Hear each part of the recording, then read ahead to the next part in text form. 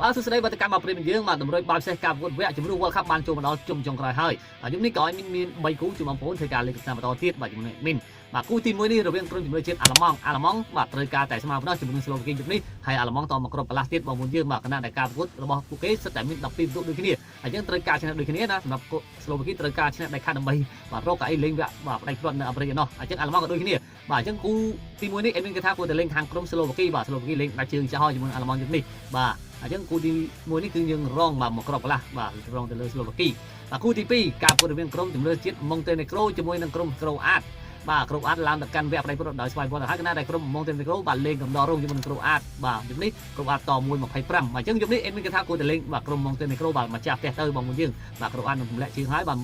មានការបាទលេងយកឈ្នះចាញ់នេះទៀតទេបាទយើងរងបាទសម្រាប់ក្រុម